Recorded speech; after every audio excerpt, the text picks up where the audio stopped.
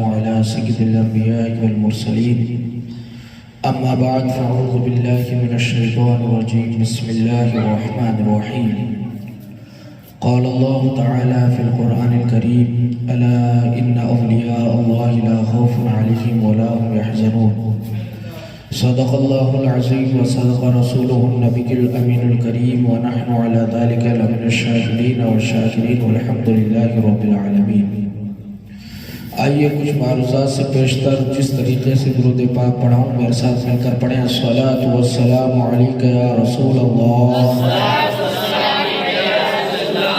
الصلاۃ والسلام علیک یا حبیب اللہ، وعلی آلک واصحابک یا نور اللہ صلی اللہ تعالی علیہ وسلم۔ رجب المرجب کا پاکیزہ اور حرمت والا مہینہ جس کی عظیم سعادتوں میں ہم سانسیں لے رہے ہیں، یہ مہینہ اپنے اندر بہت ساری بڑی بڑی شخصیتوں کی تاریخیں اپنے دامن میں سموئے ہوئے ہیں۔ اس مہینے میں حضرت امام شافعی کا یوم وصال بھی آتا ہے۔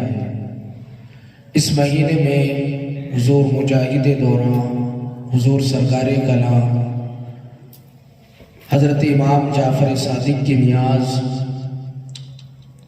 حضرت امیر معاویہ کا وصال، اور اسی مہینے میں وہ تاریخ بھی آتی ہے کہ جس تاریخ کو ہمارے اور آپ کے آقا و مولا حضور احمد مجتبیٰ محمد مصطفیٰ صلی اللہ علیہ وسلم نے اپنے رب کا دیدار فرمایا۔ اور اسی مہینے میں ایک عظیم تاریخ جس کو ہم اور آپ چھٹی شریف کی نسبت سے یاد کرتے ہیں، اور اسی مہینے میں مولا کائنات علی شیر خدا مولا علی رضی اللہ تعالی عنہ کا یوم پیدائش بھی ہے۔ اسی مہینے کی 12 تاریخ کو حضور امیر المؤمنین خلیفہ چاروں حضرت علی کرم اللہ وجہہ الکریم کا یوم پیدائش ہے۔ حضرت علی کرم اللہ وجہہ الکریم کی ذات محتاج تعارف نہیں، ہم آپ کا ذکر اور آپ کے مناقب کی محفلیں اس لیے سجاتے ہیں کہ حضور نے فرمایا علی مومن تم سے محبت ہی کرے گا اور منافق تجھ سے بغض ہی رکھے گا، اور فرمایا علی مومن کبھی تجھ سے بغض نہیں رکھ سکتا اور منافق کبھی تم سے محبت نہیں کر سکتا۔ اس لیے ہم مولا علی کی ولادت کی بھی محفل سجاتے ہیں اور آپ کے مناقب اور آپ کے تذکرے بیان کرتے ہیں۔ حضرت مولا علی کرم اللہ وجہہ الکریم کی پیدائش بعثت نبوی کے 10 سال پہلے ہوئے تھے، یعنی حضور نے جب اعلان نبوت فرمایا اس سے 10 سال پہلے حضرت علی کرم اللہ وجہہ الکریم کی پیدائش ہوئی۔ اس وقت حضور کی ظاہری عمر مبارک 30 برس کی تھی، 30 سال کی تھی۔ حضرت علی کرم اللہ وجہہ الکریم کی ذات مبارکہ وہ ذات ہے کہ آپ کی پیدائش سے پہلے آپ کی والدہ فاطمہ بنت اسد کے پیٹ میں جب حضرت علی تھے تو حضور جب بھی گھر پر آتے حضرت فاطمہ بنت اسد اپنا ہر کام چھوڑ کر کے کھڑی ہو جایا کرتی تھی۔ جناب ابو طالب نے ایک دن پوچھا، اے فاطمہ بنت اسد جب بھی محمد عربی آتے ہیں تم کھڑی کیوں ہو جاتی ہو؟ کہنے لگتی ہے میرے پیٹ کے اندر جو بچہ ہے وہ اس طرح حرکت کرتا ہے کہ میں جب تک کھڑی نہ ہوں تب تک مجھے سکون نہیں ملتا ہے، مجھے کھڑا ہونا ہی پڑتا ہے۔ اور یہ ایک بار کا نہیں، حضور جب بھی گھر پر تشریف لاتے مولا علی اس طریقے سے حرکت کرتے کہ آپ کی والدہ کو کھڑا ہونا پڑتا، گویا کہ تعظیم کے لیے حضرت علی اپنی والدہ کو کھڑا کیا کرتے تھے۔ یہاں تک کہ ایک مرتبہ جناب ابو طالب نے یہ سوچا کہ یہ معمہ سمجھنا چاہیے، کیا معمہ ہے؟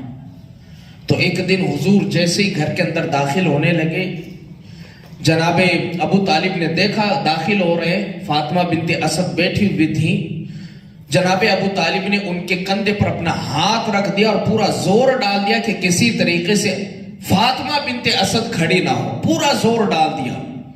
اب آپ اندازہ فرمائے، عورت ویسی بھی آدھی طاقت والی اور آدھی عقل والی ہوتی ہے، اور خاص طور پر جب اس کے پیٹ میں بچہ ہو تو وہ اور کمزور ہو جاتی ہے، لیکن اس کے باوجود جیسے حضور داخل ہوئے، فاطمہ بنت اسد اس طریقے سے کھڑی ہوئی کہ جناب ابو طالب پیچھے چلے گئے اور فاطمہ بنت اسد کھڑی ہو گئی۔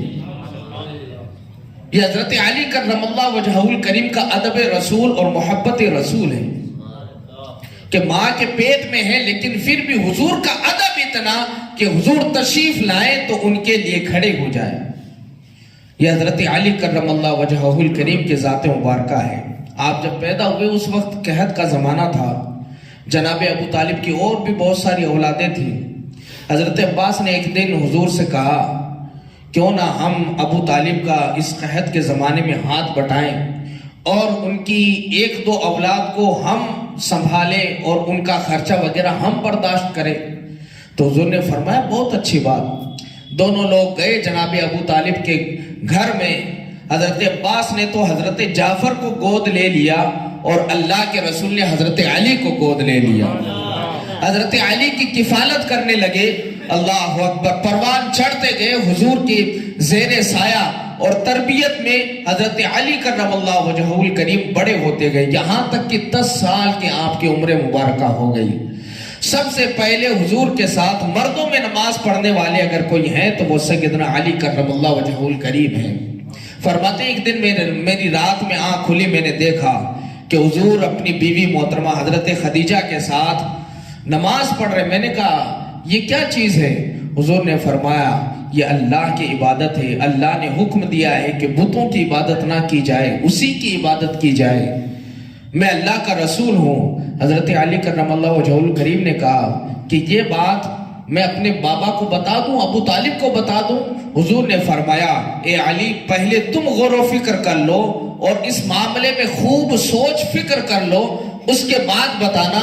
حضرت علی کرم اللہ وجہہ الکریم دوسرے دن آئے، یا رسول اللہ مجھے بھی آپ کے ساتھ نماز پڑھنا ہے، اور کلمہ پڑھ کر کے ہلکا بہت اسلام ہو گئے۔ 10 سال کی عمر میں حضرت علی کرم اللہ وجہہ الکریم ایمان لے آئے۔ اس کے بعد جب یہ آیت کریمہ نازل ہوئی وَأَنذِرْ عَشِيرَتَكَ الْأَقْرَبِينَ، اپنے قریبی گھر والوں کو ڈرائیے، تو اللہ کے رسول صلی اللہ علیہ وسلم نے حضرت علی سے فرمایا علی جاؤ، جتنے قریبی رشتہ دار ہیں سب کو بلا لاؤ۔ حضرت علی کرم اللہ وجہہ الکریم کہتے ہیں کہ میں گیا، میں نے ابو لہب کو بھی دعوت دی، ابو جہل کو بھی دعوت دی، عتبہ اور شیبہ، جتنے قریبی اور بڑے بڑے سرداران قریش تھے میں نے سب کو دعوت دی۔ حضور کے گھر میں وہ تمام لوگ تشریف لے آئے، حضور نے ان کے ہاتھوں میں کھجوریں کھانے کے لیے دے دی، تمام لوگ کھجوریں کھا رہے تھے۔ حضرت علی فرماتے ہیں ایک کھجوروں کا خوشہ میں بھی ہاتھوں میں لے کر کے پیچھے سب کے پیچھے جا کر کے کھڑا ہو گیا۔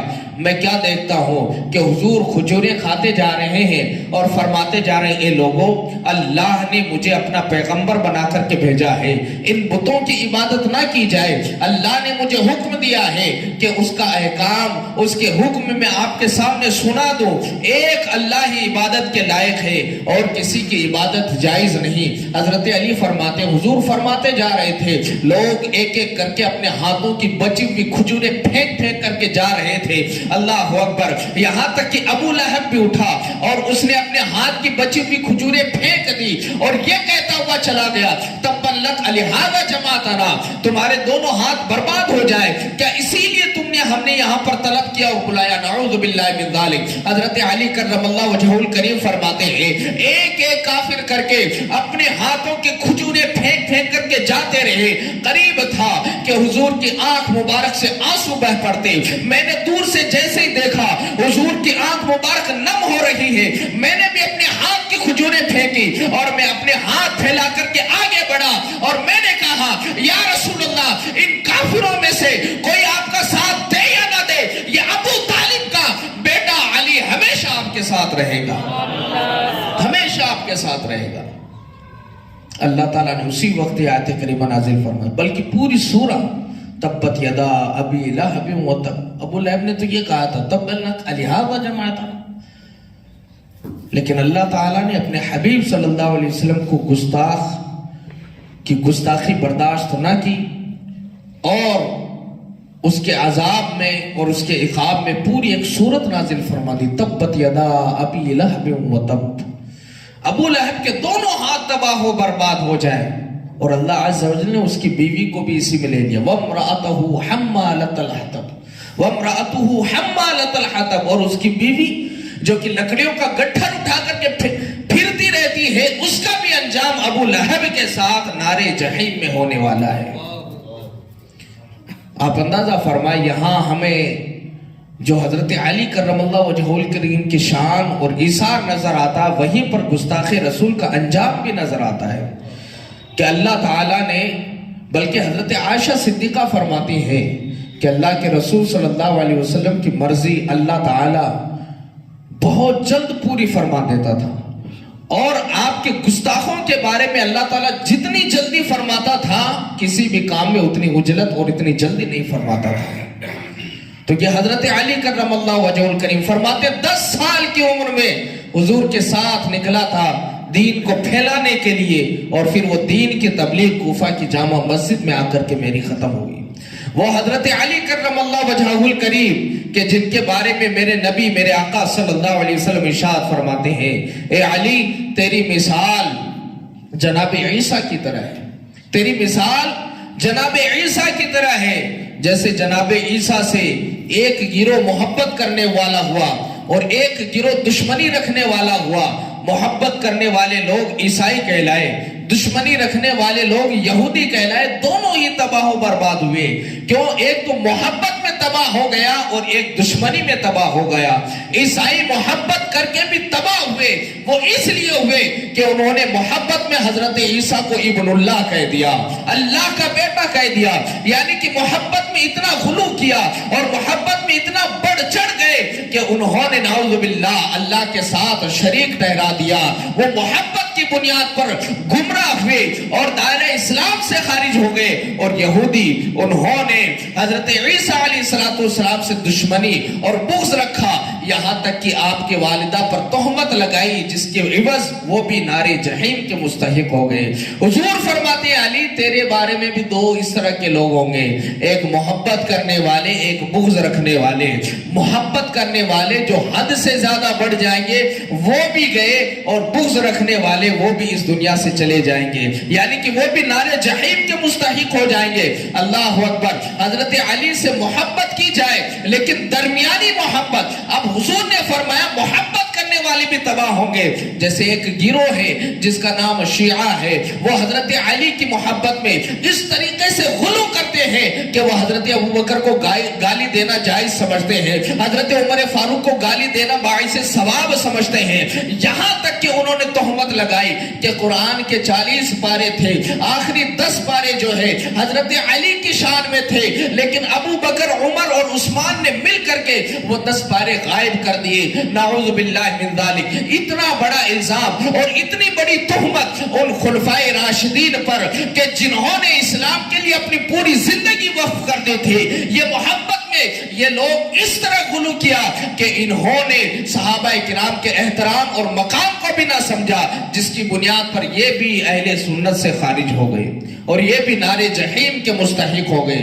और दूसरा गिरोह खारजी कि जिन्होंने मौला अली से दुश्मनी रखी, बुग़्ज़ रखा, वो भी हिलाक हो जाएंगे। तो हजरत अली करमल्लाहु वजहुल करीम की मोहब्बत, कौन सी मोहब्बत? दरमियानी मोहब्बत, वो मोहब्बत जो अहले सुन्नत वल जमात रखते हैं कि जहां पर हजरत अली को वो शेर खुदा कहते हैं, वहीं पर हजरत अबू बकर सिद्दीक को अफज़लुन नास बादल बशर, नबियों के बाद अगर कोई है रुतबे में तो वो हजरत अबू बकर सिद्दीक है।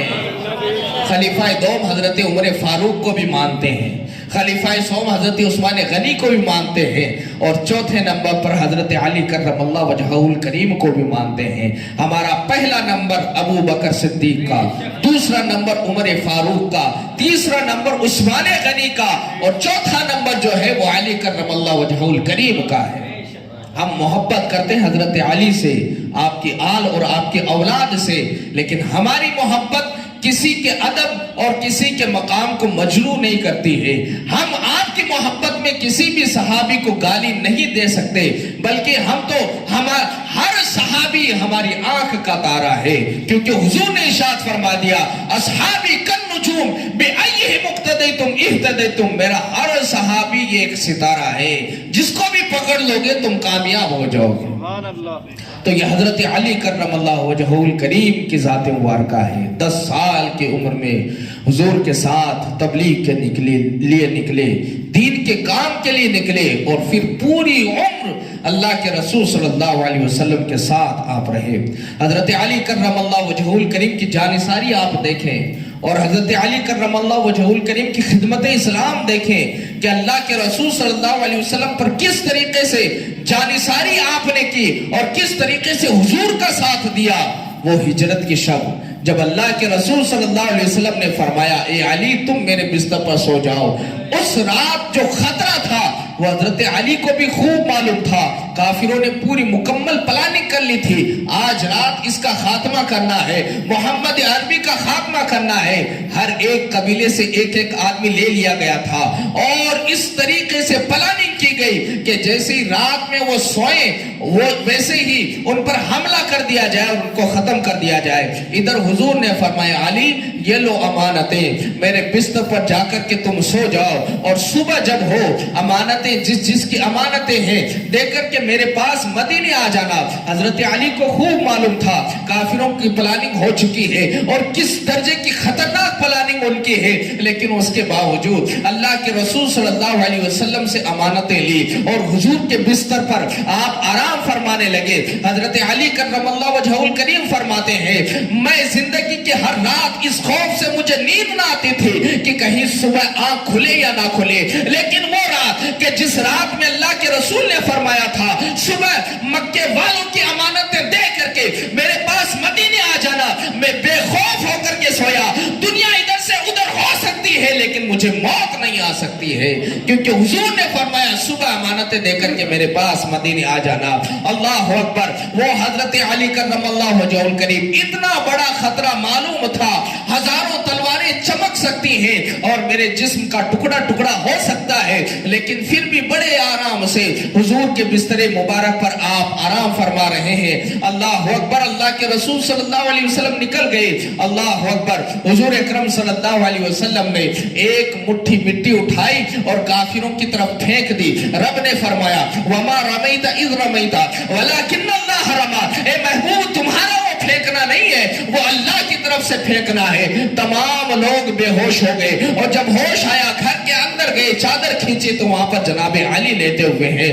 اللہ اکبر۔ حضرت علی کرم اللہ وجہہ الکریم پوری امانتیں مکے والوں کو سپرد کر کے جب مدینے آتے ہیں کیا دیکھتے ہیں؟ مسجد نبوی میں ایک طرف انصاری صحابہ ہے اور ایک طرف مہاجر صحابہ، ہجرت کر کے آنے والے صحابہ ہیں۔ حضور ایک صحابی کو ادھر سے لیتے، ایک صحابی کو ادھر سے لیتے اور فرماتے آج تم دونوں بھائی ہو گئے۔ اللہ اکبر۔ نہ خون کا کوئی رشتہ ہے، اس قدر بڑھا کہ خونی رشتے میں بھی اتنا بھائی چارہ نہیں ملتا ہے، یہاں تک کہ ایک انصاری صحابی کی اگر 2 بیویاں ہوتی وہ ایک کو طلاق دے کر کے عدت گزروا کر کے اپنے مہاجر بھائی جس کو حضور نے بھائی بنا دیا تھا اس کے نکاح میں دے دیتا ہے۔ اگر کسی کے پاس 2 باغ تھے تو وہ ایک باغ اپنے بھائی مہاجر بھائی کو دے دیتا ہے۔ اللہ اکبر۔ یہ اخوت قائم فرمائی اللہ کے رسول صلی اللہ علیہ وسلم نے، اور یہ بھائی چارہ قائم فرمایا۔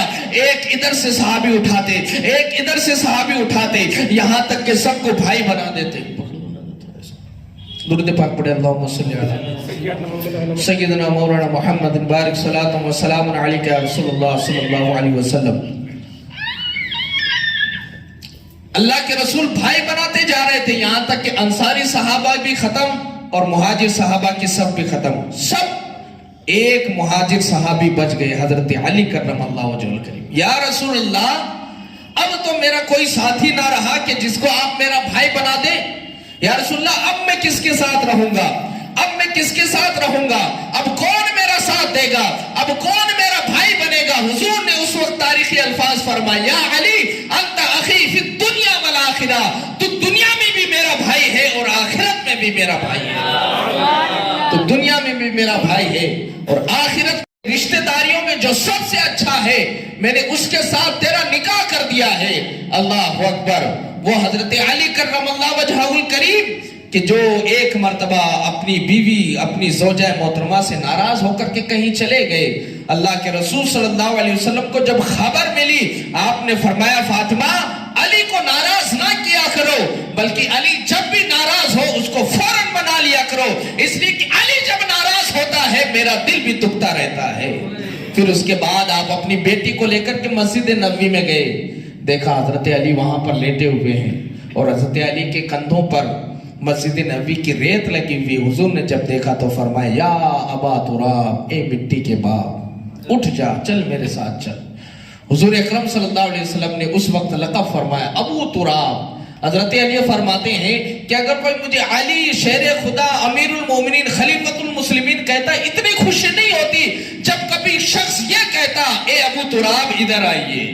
حضور کی زبان سے جو لقب نکلا تھا اس سے اگر کوئی شخص مجھے آواز دیتا مجھے بڑی خوشی ہوتی۔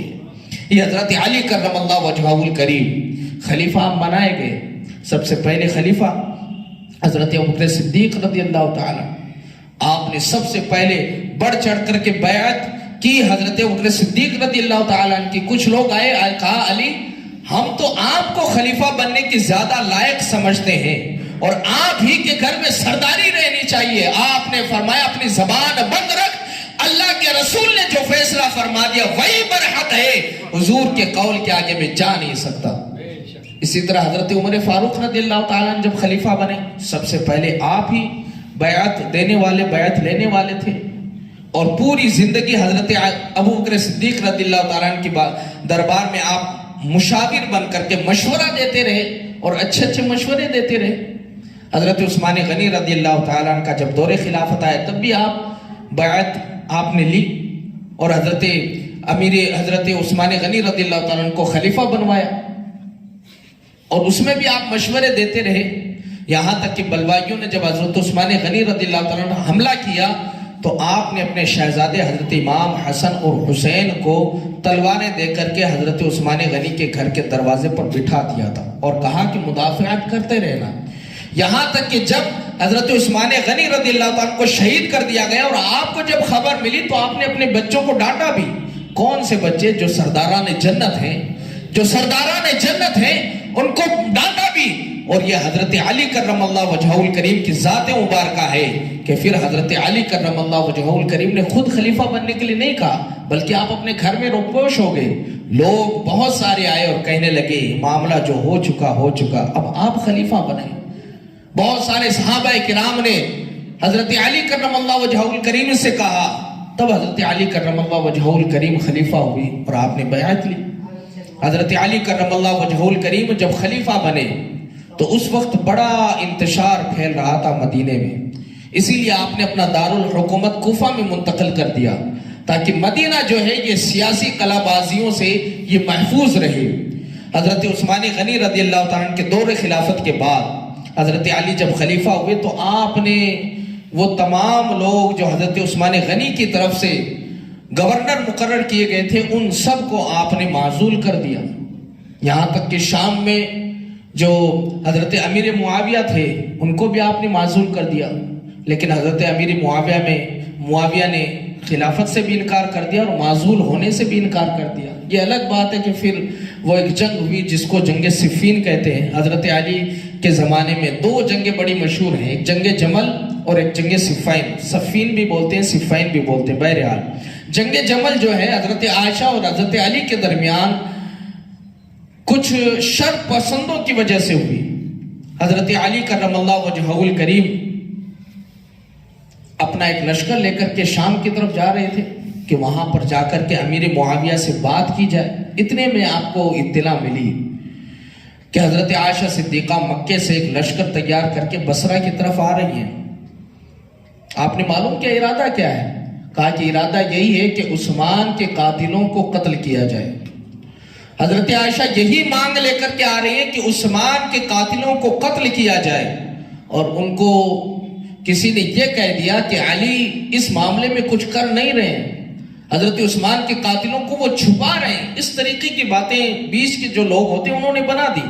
حضرت عائشہ ایک بہت بڑا لشکر لے کر کے بصرہ کی طرف گئی اور حضرت علی نے پھر وہ ملک شام کا ارادہ جو ترک کر دیا اور پھر آپ بھی بصرہ تشریف لے آئے. باتیں ہوئی بیٹھ کر کے اور معاملے کو سلجھایا جانے لگا، لیکن اتفاق یہ تھا، قریب تھا کہ وہ معاملہ سلجھ جاتا، لیکن دونوں لشکروں میں جو فتین لوگ تھے جن کو یہ احساس تھا کہ اگر ان دونوں میں اتفاق ہو گیا تو پھر ہماری خیر نہیں ہے، کیونکہ ہم نے عثمان غنی کی ان کو شہید کرنے میں اور قتل کرنے میں ہم نے بڑھ چڑھ کر کے حصہ لیا ہے. وہ لوگ انہوں نے فوراً اپنی تلواریں بلند کی اور ایک دوسرے کو مارنے لگے. جو فیصلہ ہونا تھا وہ دور کی بات، دونوں لشکروں میں آپس میں جنگیں ہونے لگی. اللہ اکبر. یہ پہلا موقع تھا جب ایک مسلمان دوسرے مسلمان پر تلواریں چلا رہا تھا. حضرت علی اور حضرت عائشہ ہکے بکے، یہ کیا ہو گیا ہے، جنگیں ہونے لگی ہیں. حضرت علی حضرت عائشہ نے خوب اپنے لوگوں کو منع کیا، لیکن وہ شر پسند اتنے تگڑے تھے شام کے نوجوان وغیرہ کہ وہ لڑنے مڑنے پر آمادہ ہو گئے. حضرت علی نے فرمایا کہ جو لشکر میں ہیں، جو اونٹ پر سوار ہیں، وہ لوگ ڈٹے ہوئے ہیں، ان اونٹوں کے پیر کاٹ دیے جائیں. اونٹوں کے پیر کاٹنا تھا کہ تمام لوگ بھاگ کھڑے ہوئے اور پھر اس طریقے سے جنگ ختم ہوگی. اونٹ کو جمل کہتے ہیں، اونٹ کو جمل کہتے ہیں، اسی وجہ سے اس جنگ کا نام جنگ جمل پڑا، یعنی اونٹ والی جنگ. اس میں اونٹوں کی کونچیں کاٹی گئی، ان کے پیر کاٹے گئے جنگ کو روکنے کے لیے. پھر حضرت عائشہ صدیقہ اور حضرت علی کرم اللہ وجہہ الکریم کے درمیان صلح ہوئی، اور پھر تاریخ میں آتا ہے کہ حضرت عائشہ اپنی اس خطائے اجتہادی پر پھر ہمیشہ نادم رہی، ہمیشہ شرمندہ رہی، اور ہمیشہ آپ کو افسوس ہوتا تھا کہ میری وہ خطا جو تھی وہ بہت بڑی غلطی تھی کہ جس سے بہت سارے مسلمانوں کا خون بہ گیا اور ناحق مارے گئے. اللہ اکبر. یہ حضرت علی کرم اللہ وجہہ الکریم جن کا پورا دور خلافت یہ شر پسندوں کے عناصر سے بھرا ہوا تھا، لیکن تنہ تنہا حضرت علی کرم اللہ وجہہ الکریم نے ان تمام شر پسندوں کا مقابلہ کیا، اور اسلام کا چہرہ جو مسخ کیا جا رہا تھا واپس اسی صورت میں جو خلافت صدیقی میں اسلام کا چہرہ تھا، جو عمر فاروق کے دور میں اسلام کا چہرہ تھا، جو عثمان غنی کے دور میں اسلام کا چہرہ تھا، آپ نے واپس اسی طریقے سے نکھار کر کے دنیا والوں کے سامنے پیش کیا. یہ حضرت علی کرم اللہ وجہہ الکریم کی شان مبارکہ اور آپ کا مقام و مرتبہ ہے کہ آپ نے ہر دم اسلام کی خدمت کی، اور اسی طریقے سے اللہ کے رسول صلی اللہ علیہ وسلم جو دین لے کر کے آئے اور جو شریعت لے کر کے آئے، حقیقت معنوں میں آپ نے اس کی پاسداری بھی کی ہے. تو اسی مہینے کی 12 تاریخ کو، یعنی کہ آنے والے منڈے کو، حضرت علی کرم اللہ وجہہ الکریم کا یوم ولادت ہے، یوم پیدائش ہے. ہمیں چاہیے کہ ہمارے پاس ان صحابہ سے محبت کے اظہار کے اور طریقے کچھ بھی نہیں ہیں، صرف یہی طریقے ہیں کہ ہم آپ کی محفل کے مناقب، آپ کی محفل سجائیں، اس میں آپ کے مناقب ذکر کریں اور آپ کے نام ایصال ثواب کریں. اور یہی مومنوں کی محبت کی علامت ہوتی ہے کہ جس بزرگ کا جس دن انتقال یا ولادت ہوتی ہے ہم اپنی طرف سے ایصال ثواب کرتے ہیں، ان کے نام کی فاتحہ لگاتے ہیں. اور یہ محبت کا ایک بہترین نمونہ ہے، اور یہ محبت کی ایک علامت ہے اور محبت کی دلیل ہے. اور جو لوگ فاتحہ نہیں کرتے ان کے پاس تو کوئی دلیل نہیں ہے، وہ اپنی محبت دکھانے کے لیے کیا دلیل پیش کریں گے؟ الحمدللہ ہمارے پاس اہل بیت اطہار سے محبت کی بے شمار دلیلیں ہیں. جب محرم آئے تب ہماری دلیل کا نظارہ دیکھ لو، اور اسی طریقے سے جب اور دن آئے، چاہے وہ رجب کا مہینہ ہو یا حضور غوث پاک کا مہینہ ہو، ہماری محبت کی دلیلیں اور دلیلوں کی داستانیں جو ہیں وہ بکھری پڑی ہیں.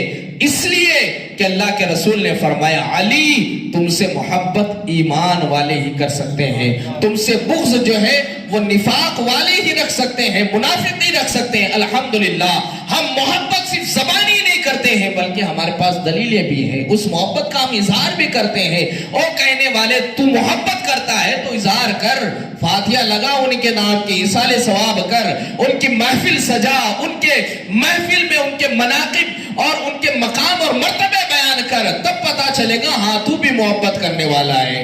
بغیر دلیل کے نظارے کے کسی کی محبت قبول نہیں کی کی جاتی ہے، ورنہ اگر بغیر دلیل کے اور نظارے کے اگر محبت قبول کی جاتی تو نماز کس کام کی ہوتی؟ نماز کو رکھا نہیں جاتا۔ نماز کس لیے ہے؟ اللہ سے محبت ہے تو جھکا اپنے سر کو، تبھی تیری دلیل مانی جائے گی۔ بغیر نماز کے اگر کوئی لاکھ چلائے اللہ سے محبت کرتا ہوں، اس کی محبت مانی نہیں جائے گی جب تک کہ دلیل نہ دکھا دے۔ علی سے محبت اسی وقت مانی جائے گی جبکہ آپ کی محفل کے مناقب کے محفلیں سجائی جائیں گی، آپ کے تذکرے کیے جائیں گے، اور آپ کی محفل اور آپ کے اولاد کے جب بھی موسم آئے آپ کی اولاد کے بھی بڑھ چڑھ کر کے دل کھول کر کے مناقب اور فضائل ذکر کیے جائیں۔ اور ذکر کرنے ہی سے صرف کافی نہ ہوگا بلکہ ذکر کے وقت مسکراہٹیں بھی اپنے چہرے پر رکھیں، یعنی کہ اولاد پاک رسول کا جب بھی ذکر آئے، اولاد علی کا جب بھی ذکر آئے، مومن کی شان یہ ہے کہ وہ کھل جاتا ہے، دیکھنے والے کو پتا چل جاتا ہاں یہ مسکراہٹیں جو ہیں مصنوعی نہیں ہیں بلکہ یہ اس کے ایمان کی حرارت ہے، یہ اس کے ایمان کی حرارت ہے جو اس کے چہرے پر مسکراہٹیں کھیل رہے۔ تو الحمدللہ ہم حضرت علی سے محبت کرتے ہیں، اس کی دلیلیں بھی دیتے ہیں، اور رب کریم کی بارگاہ میں دعا ہے کہ مولا تعالی ہم کو اور ہماری آنے والی قیامت تک کی نسلوں کو اسی طریقے سے حضور کے اہل بیت اطہار سے محبت رکھنے کی توفیق عطا فرمائے، انہی کی محبت میں ہمیں زندہ رکھے اور انہی کی محبت میں ہمارا خاتمہ بالخیر فرمائے، آمین یا رب العالمین۔ دوران خطاب کسی قسم کی خطا لغزش بھی ہو رب کریم کی بارگاہ میں توبہ استغفار کرتا ہوں، استغفر اللہ ربی من کل ذنب واتوب الیہ، وما علینا الا البلاغ۔ السلام علیکم ورحمۃ اللہ وبرکاتہ۔